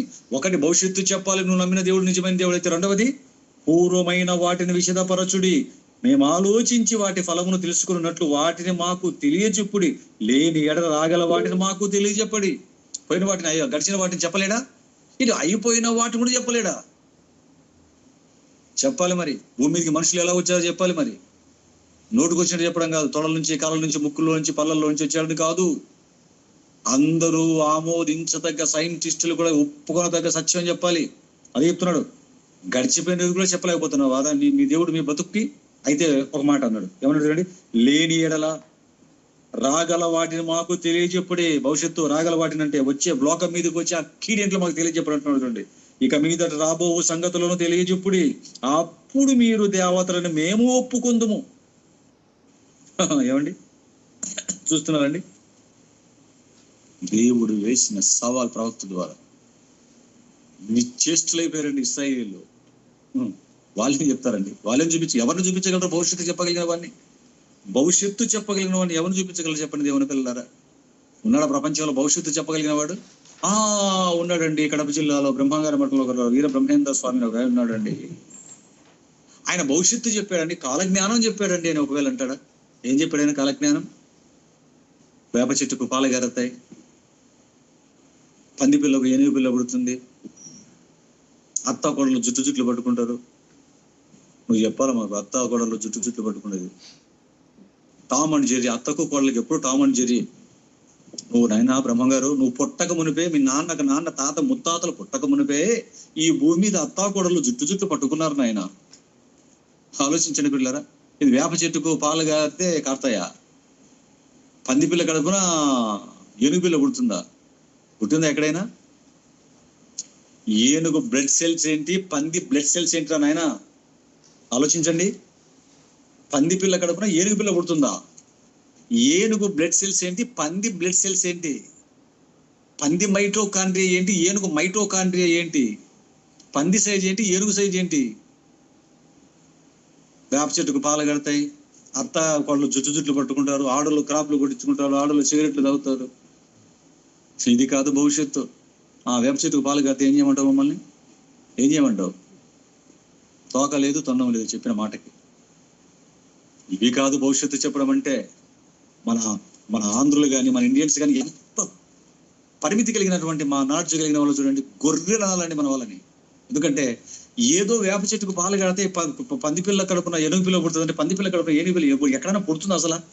అసలు దాని బ్లడ్ సెల్స్ కి దీని బ్లడ్ సెల్స్ కి అసలు ఎంత, అసలు ఏమైనా సెట్ అవుతుందా? దాని బతికేంటి, దీని బతికేంటి? ఆలోచించండి దేవుని పిల్లలారా. అది కాదు భవిష్యత్తు అంటే. అత్తాకోడలు జుట్లు పట్టుకుంటే, ఆడలు క్రాపులు చేయించుకుంటారు, మొండబాబులు రాజ్యం వెళ్తారు. భర్తలు తెచ్చుకున్న ఎవరు రాజ్యం వెళ్ళరా? భార్యలు తెచ్చుకున్న ఎవరు రాజ్యం వెళ్ళలేదా? పూర్వకాలంలో భార్యలు తెచ్చుకున్న రాజులు రాజ్యం చేయలేదా? భర్తలు చచ్చిపోతే రాణులు రాజ్యం చేయలేదా? ఏం మాట్లాడుతున్నావు అయ్యా? రుద్రందేవి భర్త చచ్చిపోయాడు చిన్న వయసులోనే. 3 ఆడపిల్లలు పుట్టగానే వెంటనే చచ్చిపోయాడు. ఆయన హెల్త్ బాగోలేక. రాణి రాజ్యం చేయలేదా? ఆమె మొండబాబు కదా? అంతకు మునిపి ఎవరు భార్యలు తెచ్చిన రాజులు రాజ్యం చేయలేదా? షాజహాన్ ఎవరు చేయలేదా? ఆలోచించండి దేవుని పిల్లలారా. వీరబ్రహ్మ ఇప్పుడు మనబుట్టాడు. షాజహాన్ వాళ్ళు ఎప్పుడు 15-16 శతాబ్దాల్లో 200 సంవత్సరాలు పరిపాలించారు వాళ్ళు మొఘల్స్. దేవుని పిల్లలు, అది కాదు భవిష్యత్తు అంటే. ప్రపంచ భవిష్యత్తు చెప్పగలగాలి, ప్రపంచ భవిష్యత్తు. మరి బైబిల్లో ఉన్నటువంటి దేవుడే నిజమైన దేవుడైతే ప్రపంచ భవిష్యత్తు చెప్పాలి. సవాలేసాడు కదండి. రాబగల వాటిని చెప్పండి సవాలేసాడు కదా. మరి చెప్పాడా రాగల వాటిని? దానియేలు గ్రంథాన్ని చదివితే ఒంటి మీద వెంట్రుకలు నిక్కబొడుచుకుంటాయి, ఒళ్ళు మీద దద్దుర్లు పుట్టినట్టుగా ఒళ్ళట్లే షేక్ అవుతుంది మనకి. ప్రపంచ భవిష్యత్తు అని చెప్పాడు. మొదటి సామ్రాజ్యం ప్రపంచాన్ని ఏది పరిపాలిస్తుందో, రెండో సామ్రాజ్యం ఏది వస్తుందో, మాది పారసీక సామ్రాజ్యం. మొదటిది బబులోన్ సామ్రాజ్యం, రెండోది మాది పారసీక సామ్రాజ్యం అని, మూడవది గ్రీక్ సామ్రాజ్యం అని, నాలుగవది రోమా సామ్రాజ్యం వస్తుందని. ఆ రాజుల కాలంలో సర్వోన్నతులైన దేవుడు ఒక రాజ్యాన్ని స్థాపిస్తున్న ఎన్ని సంగతులు మైండ్ పేలిపోతుంది అట్లే భవిష్యత్తుకు సంబంధించిన సంగతులు. దేవుడు చెప్పడమే, ప్రవక్తలు చెప్పడమే, యేసుక్రీస్తు ప్రభువు వారు చెప్పడమే, అపోస్తులు చెప్పడమే భవిష్యత్తు చెప్పడం అంటే చిన్న విషయం అండి. సృష్టికర్త అయిన దేవుడికి కుప్పలు బైబిల్ నిండవే కనబడతాయి, బైబిల్ నిండవే కనబడతాయి. భవిష్యత్తు చెప్పడం అంటే అది. భవిష్యత్తు చెప్పడం అంటే మనం వదులుతున్న రోజు బైబిల్ పక్షాన సవాల్ ఏంటి తెలుసా? ఈ ప్రపంచానికి మనం వదులుతున్న సవాల్ ఏంటి తెలుసా? మనం మరణించిన తర్వాత ఎక్కడికి వెళ్తాం? మరణించిన తర్వాత ఎక్కడికి వెళ్తాం? ఏ లోకానికి వెళ్తావు? ఎక్కడ కూర్చుంటావు? వివరంగా చెప్పాలి. మరి నీ చేతిలో ఉన్నది దైవ గ్రంథం అయితే, దాన్ని రాయించిన వాడు దేవుడైతే చెప్పాలి. మనం మరణించిన తర్వాత ఎక్కడికి వెళ్తామో? ఎక్కడికి వెళ్తావు? ఏ లోకం, ఏ దేవుడు ఉన్న ప్లేస్కి వెళ్తావు నైనా? ఒక్కొక్క దేవుడు ఒక్కొక్క దేవుడు కూర్చొని ఉన్నాడు. ఒక్కొక్క దేవుడు ఒక్కొక్క లోకంలో సెటిల్ అయిపోయి ఉన్నాడు తన భార్యలతో. గ్రీకుల దేవుడు ఒక దగ్గర, గ్రీకుల దేవుడు ఒక్కొక్క దగ్గర ఉన్నాడు. మన భారతదేశంలో ఉన్నటువంటి దేవుడు ఒక్కొక్క దగ్గర సెట్, అందరూ ఒక దగ్గర లేరు. వాళ్ళు ఒక కుటుంబం ఒక ఐకమత్యంగా లేదు. ఒక్కొక్కరు ఒక్కొక్క ప్లేస్ లో. నువ్వు చచ్చిన తర్వాత ఎక్కడికి వెళ్తావు? ఓకే వెళ్తావు, తెలియదు, క్లారిటీ లేదు, భవిష్యత్తు తెలీదు. వెళ్ళి ఎక్కడ కూర్చుంటావు? ఏమండి? మరణించిన తర్వాత వెళ్ళిన దేవుడికి నువ్వు ఏమైపోయి ఉంటావు? వివరంగా చెప్పాలి. ఇది భవిష్యత్తు చెప్పడం అంటే. ఇదండి భవిష్యత్తు. వేప చెట్టుకు పాలు కడతాయి, నాకు పళ్ళు కొంచెం ముందుకు వస్తాయి, 50 సంవత్సరాల తర్వాత వెంట్రుకలు బొచ్చంతా ఊడిపోతుంది. నువ్వు చెప్పాలన్నమాట. ఆలోచించండి దేవుని పిల్లలారా. ఒక్కొక్కరు ఒక్కొక్క లోకంలో నువ్వు ఎక్కడికి వెళ్తావరా నాయన? ఖురాన్ ఎగిరిపోతుందండి. అసలు సెట్ కదండి ఈ ప్రశ్నలు కరెంట్. ఖురాన్లో అయితే బైబిల్ దేవుడు నువ్వు మరణించిన తర్వాత ఎక్కడికి వెళ్తావు? పరలోకం వెళ్తావు. ఎక్కడ కూర్చుంటావు? నా కుడి పక్షాన కూర్చుంటావు. చూసారా నీ స్థానం? ఎక్కడికి వెళ్తావో, ఎక్కడ కూర్చుంటావో, ఏం చేస్తావో, నీకేమి ఇస్తాడో ఫుల్ క్లారిటీ భవిష్యత్తు గురించి. కాబట్టి దేవుడు ఎవరు అంటే, ఒక మొదటిది సృష్టికర్త, సృష్టి చేసిన వాడు దేవుడు. రెండవది భవిష్యత్తుని చెప్పగలిగిన వాడు ఉండాలి. మూడవది దేవుడు ఎవరు అంటే ఆయన ఆత్మ. దేవుడు ఎవరు? ఆత్మ. దేవుడెవరు రాసుకోండి. దేవుడు ఎవరంటే ఆత్మ. మూడవ సబ్హెడింగ్, దేవుడు ఎవరంటే ఆత్మ. యోహాను సువార్త 4వ అధ్యాయం 24వ వచనం చూడండి.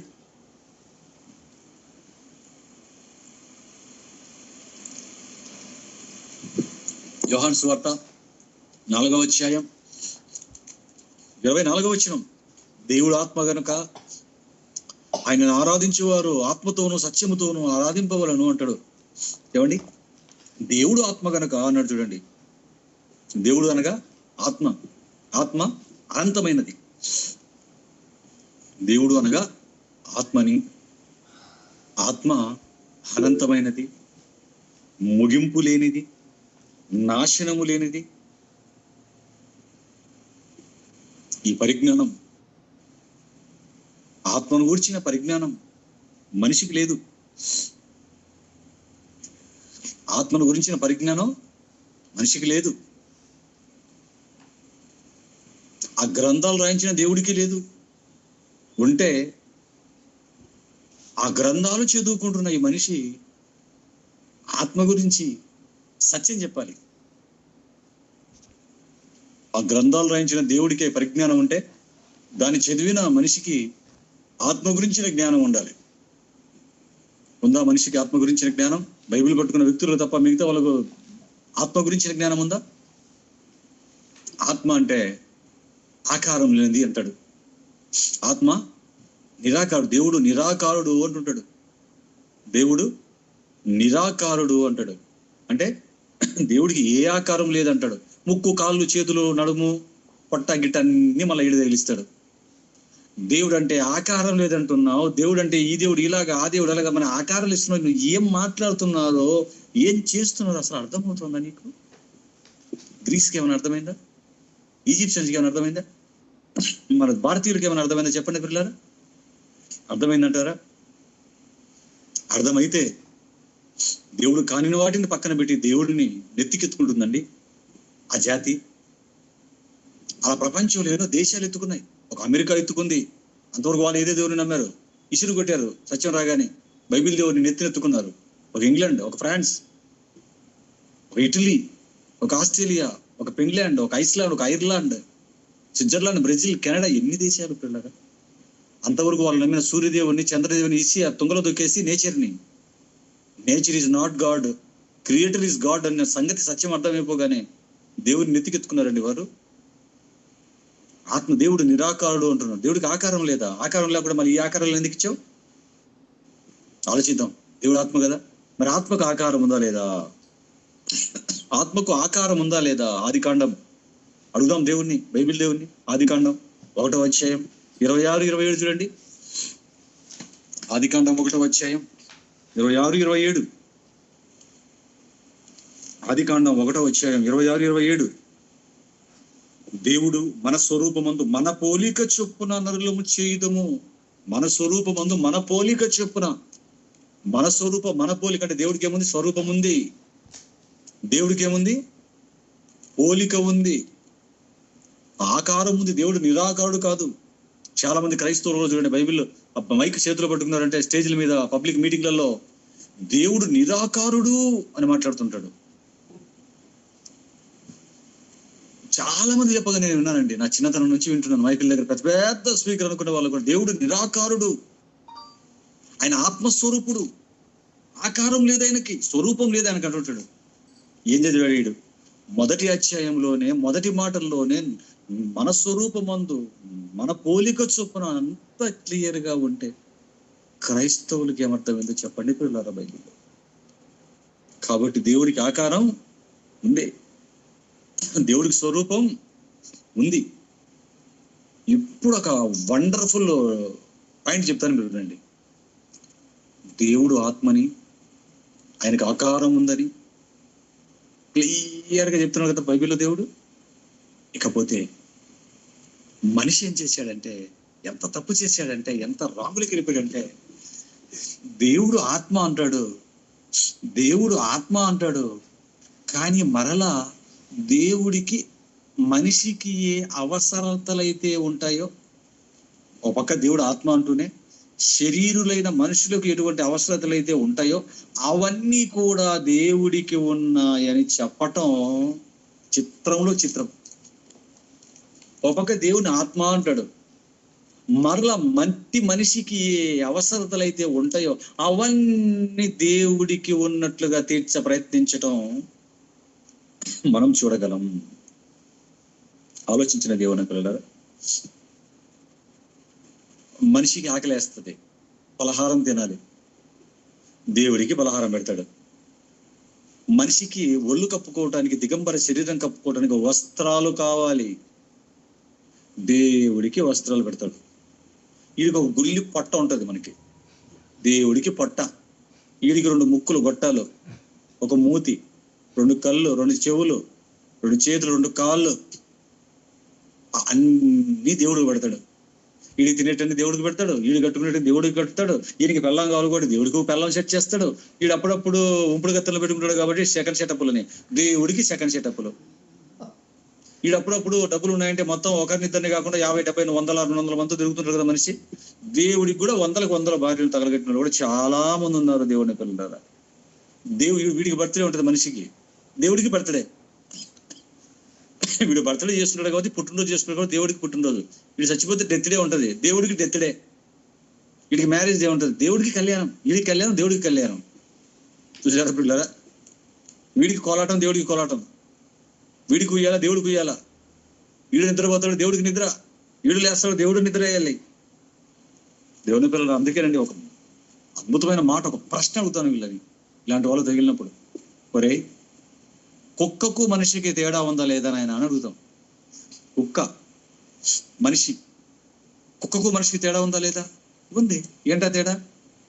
అది వస్తువులను తయారు చేసుకోలేదు, ఆహారాన్ని వండుకోలేదు, ఆలోచించండి, ఇల్లు కట్టుకోలేదు, వస్తువులు ప్రయాణ సాధనాలు తయారు చేసుకోలేదు, బట్టలు కుట్టుకోలేదు, బట్టలు కట్టుకోదు, లెట్రిన్లు బాత్రూమ్లు కట్టుకోదు. అది కుక్క. చూసారా? మరొకటి చెప్పమంటారా? కడుపు నిండా తింటుంది, వాకిని ఎక్కేస్తుంది, ఆ కెక్కింది తింటుంది. ఆలోచించు. ఆడకుక్క మొక్కుక్క ఏకమవుతాయి, పిల్లలు కంటది. మొక్కుక్క అడ్రస్ ఉండదు, నాయన కుక్క అమ్మ కుక్కే చూసుకుంటుంది. నీకు మనిషికి కుక్కకు తేడా లేదా? దాని లైఫ్ స్టైల్ అది. నీ లైఫ్ స్టైల్ ఎలా ఉంటుంది? నీ బట్టలు, నీ ఇల్లు, నీ స్టైల్ వేరు. ఒక కుక్కకు మనిషికి ఎంత తేడా ఉన్నప్పుడు, కుక్కకు మనిషికి ఎంత తేడా ఉన్నప్పుడు, మరి మనిషికి దేవుడికి తేడా లేదా? కుక్కకు మనిషికి తేడా గ్రహించాడు.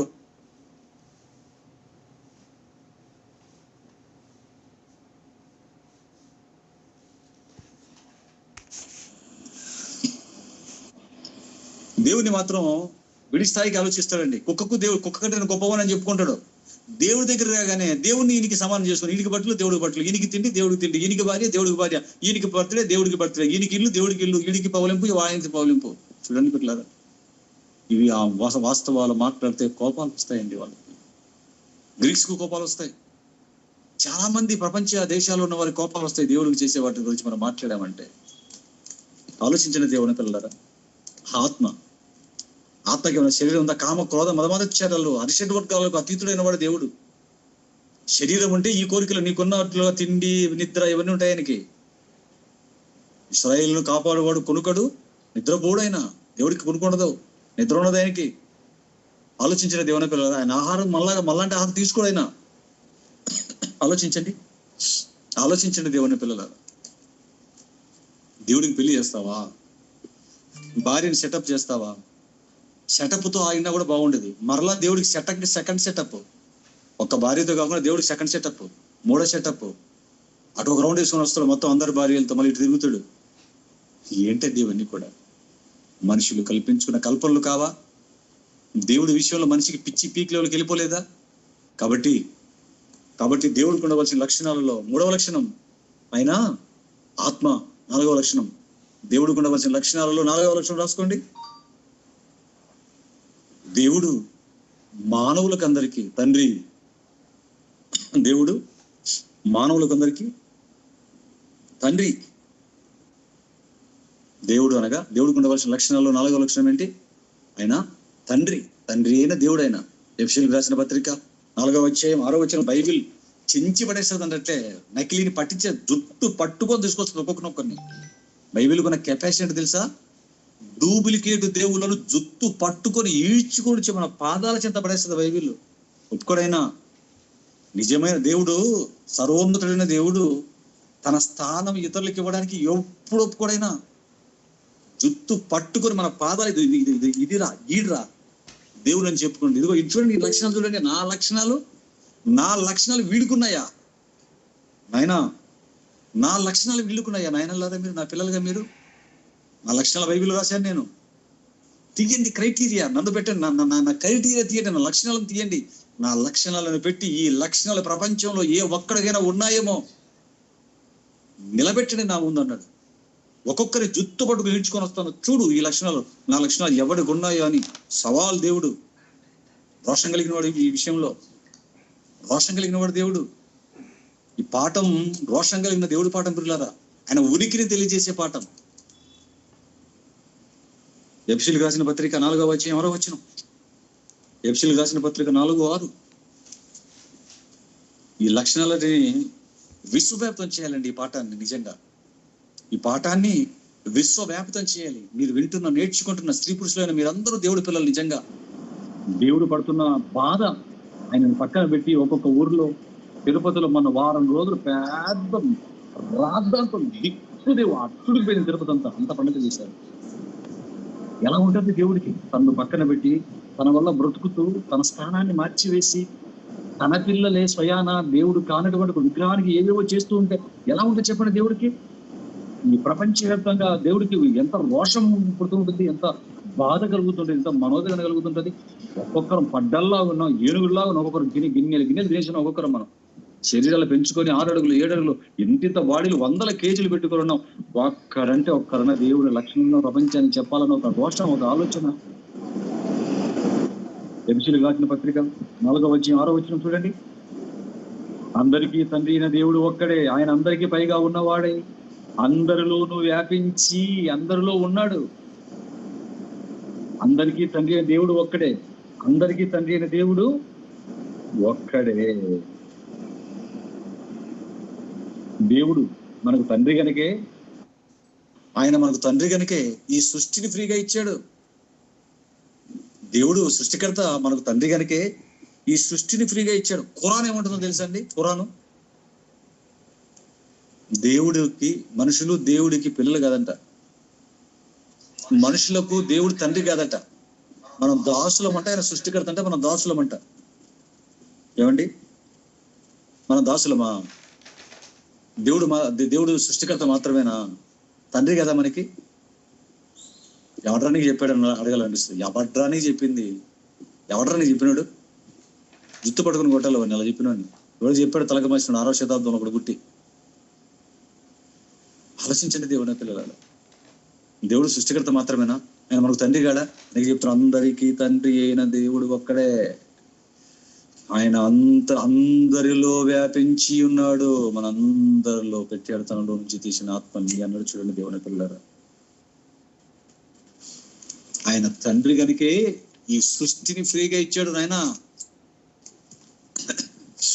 ఆయన తండ్రి గనుకే ఈ సృష్టిని నీకు నాకు ఫ్రీగా ఇచ్చాడు. మనుషులందరికీ, మనకు పుట్టిన పిల్లలకి మనకున్నవి, వాళ్ళకి పెడుతున్న అన్నం కానీ, వాళ్ళకి ఇచ్చే బట్టలు కానీ, ఇవన్నీ ఫ్రీగా ఇస్తామా, వసూలు చేస్తామా?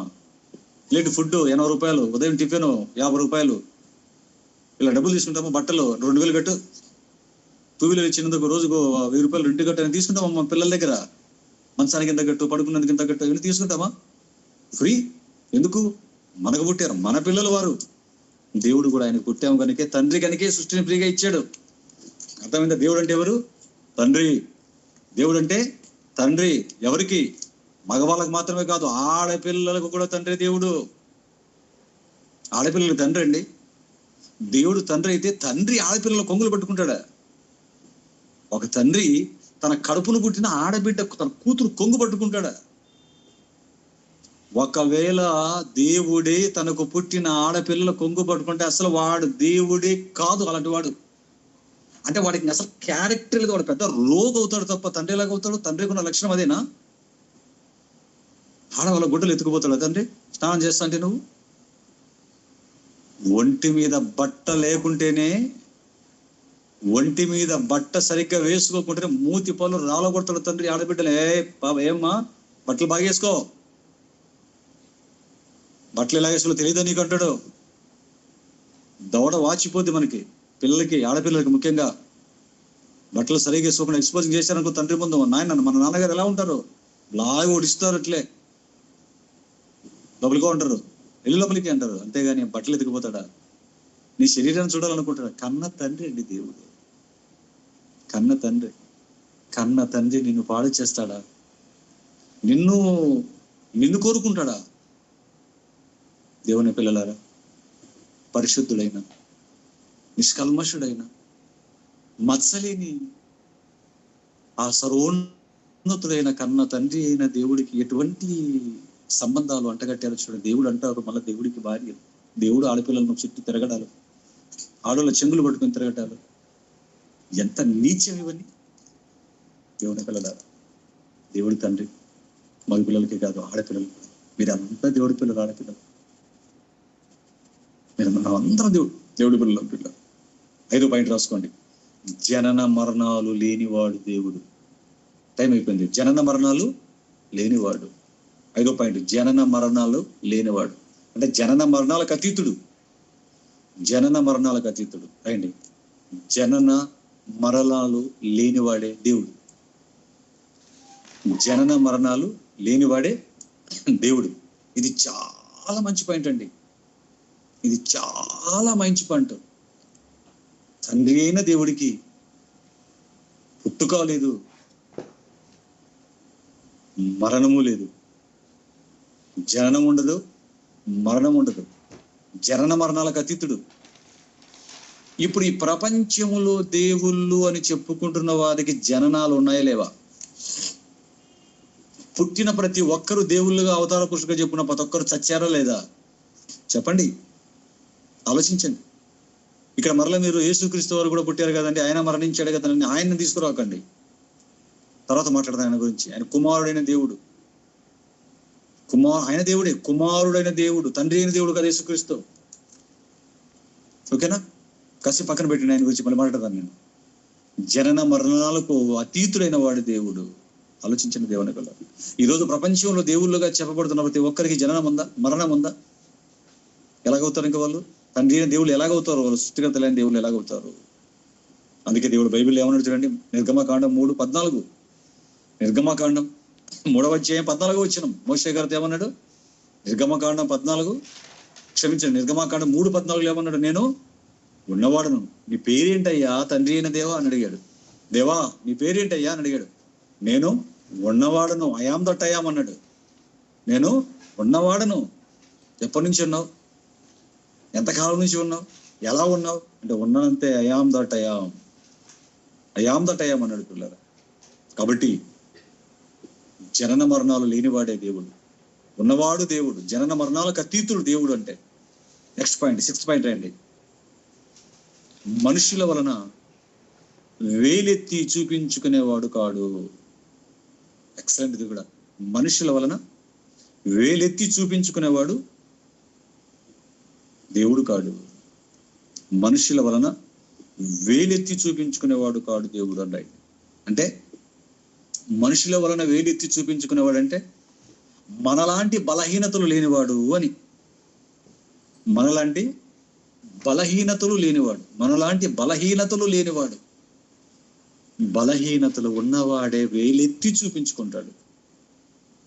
ఆలోచించండి పిల్లరా. బలహీనతలు ఉన్నవాడే వేలెత్తి చూపించుకుంటాడు. ఒక తాగుబోతు, అందరు తిడతారు, అందరితో వేలెత్తి చూపించు, వాడు తాగుడుపోతు వేలెత్తి చూపించుకుంటాడు, బుద్ధి మాటలు చూపించుకుంటాడు, తల దించుకొని బతుకుతుంటాడు సిగ్గుతో. నైట్ అంతా అల్లరి చేసి తాగి వచ్చి ఉదయాన్నే మొహం చూపించుకోలే కదా, మొహం దాచుకుంటూ వెళ్ళిపోతుంటాడు, అందరూ తిడుతుంటారు. ఒక అబద్ధికుడు వేలెత్తి చూపుతుంటారు. దొంగతనం చేశాడు, వాడు దొంగ. వ్యభిచారం చేస్తే వాడు వ్యభిచారి. మర్డర్ చేస్తే వాడు కూనికోరు. చూసారా, వేలెత్తి చూపుతారు అందరూ కూడా. ఆ తప్పులు మనం చేశామంటే అది మనకు చెల్లుతుందేమో. తప్పులు చేసి బలహీనతలు మనకున్నాయి కనుక వేలెత్తి చూపించుకుంటాడేమో మనిషి. అందుకే దేవుడు అలా వేలెత్తి చూపించుకున్నాడు కాదు, అంటే మనిషికి ఉన్న బలహీనతలు ఆయనకు లేవు. అబద్ధం ఆడడు, దొంగతనం చెయ్యడు, చాడీలు చెప్పడు, తప్పు చెయ్యడు, ఎవ్వరితో కూడా వేలెత్తి చూపించుకొనడు, పొర్రపాటున కూడా. ఆలోచించండి దేవుని పిల్లలారా, ఆలోచించండి. Next point, seventh point. దేవుడు అనగా అదృశ్యుడు. దేవుడు అదృశ్యుడు. దాని కింద రాయండి. దేవుడికి ఉండవలసిన లక్షణాలలో, దేవునికున్న ప్రాముఖ్యమైన లక్షణాలలో ఇది ఒకటి. దేవునికున్న ప్రాముఖ్యమైన లక్షణాలలో ఇది ఒకటి. ఆయన అదృశ్య లక్షణాన్ని కలిగి ఉన్నాడు.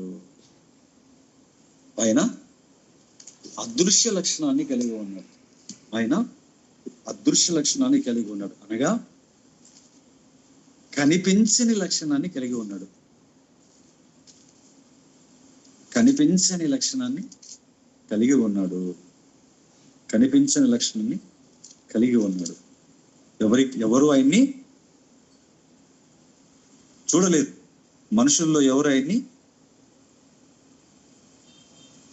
చూడలేదు.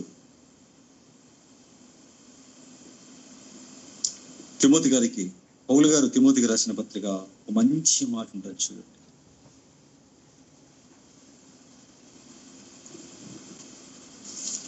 అపోస్తలుడైన పౌలు గారు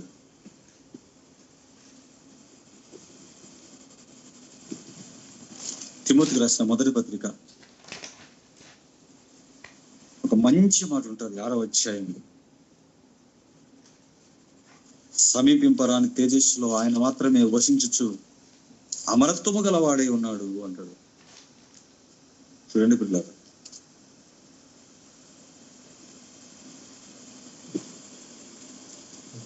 తిమోతికి రాసిన మొదటి పత్రిక 6వ అధ్యాయం 16వ వచనం చూడండి. పౌలు గారు తిమోతికి రాసిన మొదటి పత్రిక 6:16, సమీపింపరాని తేజస్సులో ఆయన మాత్రమే వసించుచు అమరత్వము గలవాడై ఉన్నాడు. మనుషులలో ఎవడును ఆయనను చూడలేదు, ఎవడును చూడనేరడు. ఆయన ఘనతయు శాశ్వతమైన ప్రభావమును కలిగి ఉండును గాక. ఆమేన్. అమరత్వం కలిగి ఉన్నాడు. ఎవరు సమీపింపరాని తేజస్సులో ఉన్నాడు. ఆయన అదృశ్యుడు. రోమిలి రాసిన పత్రిక 1వ అధ్యాయం చెప్పాను ఇంతకుముందు. రోమిలి రాసిన పత్రిక 1వ అధ్యాయం దేవుడికి ఉన్న లక్షణాలలో ఒక లక్షణం 20వ వచనం.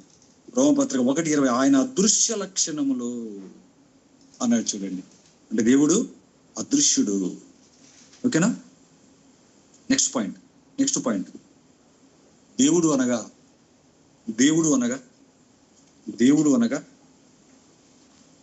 సర్వపరిపూర్ణుడు. దేవుడు సర్వపరిపూర్ణుడు.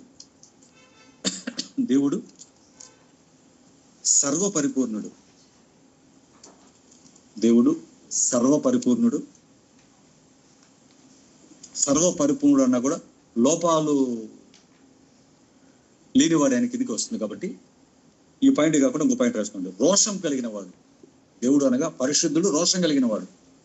దేవుడు అనగా పరిశుద్ధుడు, రోషం కలిగిన వాడు. దేవుడు అనగా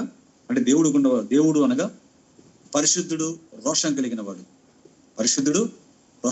దాని కింద రాయండి.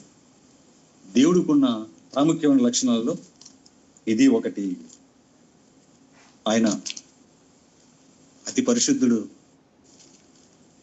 అదే సమయమందు రోషము కలిగిన వాడు. అదే సమయం ముందు రోషం కలిగిన వాడు. ద్వితీయోపదేశ కాండం 4వ అధ్యాయం 24వ వచనం. ద్వితీయోపదేశ కాండం 4:24, 2 నిమిషాలు. ద్వితీయోపదేశ కాండం 2 నిమిషాలు చూడండి, ముగించేస్తా. ద్వితీయోపదేశ కాండం 4వ అధ్యాయం 24వ వచనం. ఎలయనగా నీ దేవుడే యెహోవా దహించు అగ్నియు రోషము గల దేవుడనై ఉన్నాడు. దేవుడి కొండ వలె ఉన్న లక్షణాలలో ఒక అద్భుతమైన లక్షణం ఏంటంటే ఆయన దహించు అగ్ని, రోషము గలవాడు అంటున్నాడు. చూడండి, ఆయన దహించు అగ్ని, రోషం గలవాడు. మనుషుల చేత మాటలు పడేవాడు కాదు, మనుషుల చేత మాటలు పడేవాడు కాదు ప్రియులారా. ఆయన 10-17 ద్వితీయోపదేశకాండం 10వ అధ్యాయం 17వ వచనం చూడండి, రాసుకోండి. అది కూడా 10-17 ద్వితీయోపదేశకాండం. ఎలయనగా నీ దేవుడైన యెహోవా పరమ దేవుడును పరమ ప్రభువునై ఉన్నాడు. ఆయనే మహాదేవుడు, పరాక్రమవంతుడు, భయంకరుడైన దేవుడు. ఆయన నరుల ముఖమును లక్ష్య పెట్టని వాడు, లంచము పుచ్చుకొనని వాడు. సరే, ఆయన లక్షణాలను ఒక్కొక్కటిగా చెప్తున్నాడు. పరమదేవుడు, పరమ ప్రభువు, మహాదేవుడు, పరాక్రమవంతుడు, భయంకరుడైన దేవుడు. తేడా జరిగిందంటే ఆయన్ను పట్టటం, ఆయన్ను తట్టుకోవటం ఈ ప్రపంచంలో ఎవ్వడికి ముల్లోకాలలో గుండెలు సరిపోవు, తట్టుకునే దమ్ముడు ఎవడికి లేవు. అంత పరాక్రమవంతుడు, అంత భయంకరుడు, భీకరుడు అంటాడు కీర్తన గ్రంథంలో. ఆలోచించండి దేవుని పిల్లలారా, ఈ దేవుడికున్న లక్షణాలు, దేవుడికున్నటువంటి లక్షణాలు. మరొకటి రాసుకుంటారా? ఆయన ఇచ్చేవాడే గాని పుచ్చుకునేవాడు కాడు. ఆయన ఇచ్చేవాడే గాని పుచ్చుకునేవాడు కాడు. అపోస్తల కార్యాలు 14-17 రాసుకోండి. అపోస్తల కార్యాలు 14-17. అపోస్తల కార్యాలు 14వ అధ్యాయం 17వ వచనం. అదే అపోస్తల కార్యం 17-24 ఇప్పుడు చదివాం. అదే అపోస్తల కార్యాలు 17-24 అక్కడ ఏమంటాడు?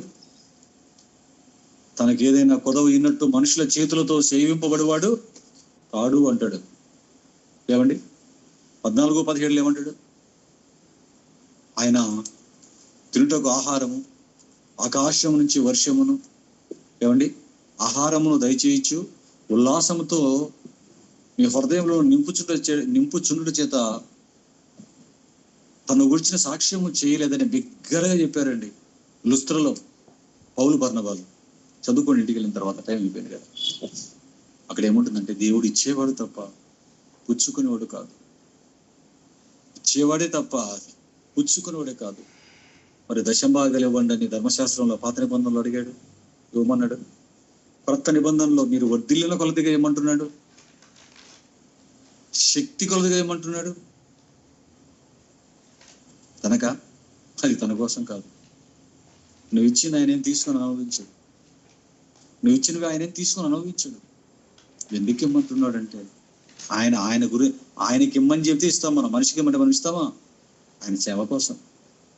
నీలాంటి అనేకులు నశించిపోతున్న ఆత్మలు రక్షణలోకి రప్పించటానికి స్వార్థ ప్రకటన కోసం ఇమ్మంటున్నాడు తప్ప ఆయనకేదో పదవి ఉన్నట్టు, ఆయనకేదో తక్కువగా ఉన్నట్లు, అవసరత ఉండి తీర్చుకోలేనట్లు నీ చేత తీర్పించుకునేవాడు కాదు. జో లాలి పాడరే బాల యేసునకు లాలి అని పాట రాశారండి. యేసు క్రీస్తుగా జోల పడతాడు, తండ్రి అయిన దేవుడు కూడా జోల పడతాడు. పడుకోనైనా నువ్వు మేము పాట పడతావు. దేవుడు పడుకుంటే నువ్వు పాట పడతావా? దేవుడు నిద్రపోతే నువ్వు లేపుతావా? ఉదయాన్నే లేచి లే లే లే ప్రభు అని ఆలోచించండి. దేవుని పిల్లలు, దేవుడు ఎక్కడున్నాడు, ఆయన లక్షణాలు ఎలాగున్నాయి, మనుషులు మైండ్ మట్టి మెదడు ఎంత లీస్ట్లో ఉందో మీరు ఆలోచించండి. కాబట్టి ఒక్కసారి మీరు రాసుకున్న ఈ పాయింట్స్ అన్ని కూడా మీరు లెసన్ అయిపోయిన తర్వాత కూర్చోండి, భోంచేసిన తర్వాత అయినా మనసాల మీద కూర్చోండి, పడకల మీద ఆలోచించండి. పాఠాన్ని ఒకసారి కిందికి మీదకి చూసుకొని నేర్చుకోండి పిల్లలు. మెచ్చుకోండి, మాట్లాడండి. చచ్చే ముందు కనీసం దేవుడు ఎవరెవరన్నా సమాజానికి చెప్పండి, చెప్పాలి సమాజానికి. దేవుడు ఎవరన్నా కానీ యేసుక్రీస్తు దేవుడు సుఖం చెప్పినారు అనుకోండి, వాళ్ళు ఎప్పుడు పుట్టారు యేసుక్రీస్తు అంటారు. అంతకుముందు మరి ఆయన దేవుడు ఎలా ఉన్నాడు? ఏవో క్వశ్చన్లు వస్తాయి నీకు. తండ్రి అయిన దేవుడు, సృష్టిని సృష్టించిన తండ్రి అయిన అదృశ్యుడైన దేవుడు యేసుక్రీస్తు దేవుని కుమారుడు. క్రీస్తు దేవుడు పంపగా వచ్చిన కుమారుడు. మనం ఎలాగ దేవుడి పిల్లలము, యేసుక్రీస్తు వారు కూడా దేవునికి కుమారుడు, ప్రథమ కుమారుడు, లోకరక్షకుడు. ఆయన పంపగా ఈ లోకానికి వచ్చాడు. చెప్పండి, ఆలోచించిన దేవుని పిల్లలు. దేవుడి గురించి క్లారిటీ ఇవ్వటానికే మనం పుట్టాం. ఈ సమాజానికి దేవుడు ఎవరో క్లారిటీ లేదు. ఈ సమాజానికి దేవుడు ఎవరో క్లారిటీ లేడు పిల్లల. మనమే క్లారిటీ ఇవ్వాలి. దేవుడు వచ్చి తన గురించి తను క్లారిటీ ఇవ్వడు. మనుషులతో దేవుడు చెప్పించుకోడు. మనుషులకి దేవుడు చెప్పడు. వచ్చి చెప్పవలసిన మాటలను 66 పుస్తకాలలో ప్రతి ప్రశ్నకు సమాధానం, ప్రతిదానికి ఒక క్లారిటీ రాశాడు. దాన్ని చదువుకొని, అర్థం కాకపోతే క్లాసుల్లో కూర్చొని నేర్చుకొని ఈ సమాజానికి ఒక మంచి స్వస్థతనిచ్చి మరణించడానికి మనకు కొన్ని ఆత్మలైన దేవుడి దగ్గర దేవుడి గురించి స్వస్థతని ఇవ్వనప్పుడు మన బ్రతుకులు ఏం బ్రతుకులు మీరు ఆలోచించండి. మన పుట్టుకకి, మనం తింటున్న తిండికి, కడుతున్న బట్టకి, దేవుడు ఇస్తున్నటువంటి 4 రూపాయలకి అసలు సార్థకత ఉందంటారా మన బ్రతుకులకి? లేదు పిల్లలు. కాబట్టి దేవుడి గురించి, ఆయన గురించి నా ఔన్నత్యాన్ని ఉన్నది ఉన్నట్లుగా చెప్పమంటున్నాడు, కానీ లేనిది ఉన్నట్లుగా చెప్పమని లేదు దేవుడు ఆయన గురించి. కాబట్టి ఈ క్రైటీరియా నేను రిమైండ్లో ఉన్నప్పుడు, శివ అని ఒక అబ్బాయి శివభక్తుడు ఉండేవాడండి.